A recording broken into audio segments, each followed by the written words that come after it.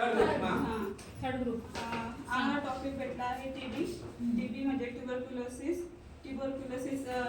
साठी आपण तुमच्यात दिलं नाही, पण ट्युबरक्युलोसिससाठी आपण लहानपणी BCG देत असतो, त्याने प्रिव्हेन्शन होत असतं. तरीही काही कारणामुळे आपल्याला टीबी होऊ शकतो.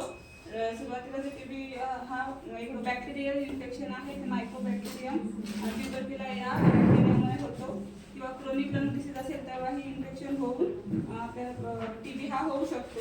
त्याच्यानंतर त्यासाठी रिस्क फॅक्टर हे डायबेटीस, मलायटिस, स्मोकिंग आणि कंटिन्यू जर कोणी ड्रिंक वगैरे करत असेल, अल्कोहोल घेत असेल तेव्हाही टीबी होऊ शकतो.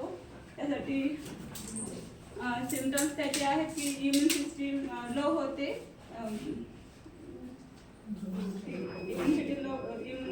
इम्युनिटी लो होते, चेस्ट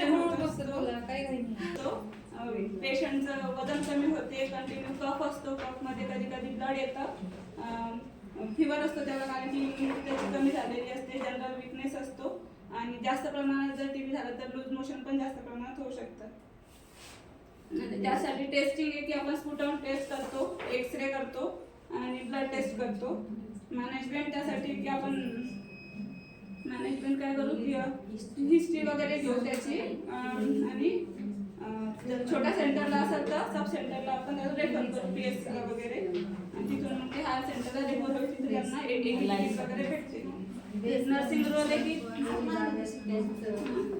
ते आपण त्यांना रेफर केलं आहे हायर सेंटरला, तर ते गेलेत का नाही, आणि रेग्युलर त्यांचं चेकअप करून घेऊ, मेडिसिन व्यवस्थित घेत आहे नक्की नाही त्यांना बघू, आणि मानसिक आधार देऊ, आणि त्यांची हायजीन मेंटेन करण्यासाठी सांगू. काउन्सिलिंग. हां, काउन्सिलिंग.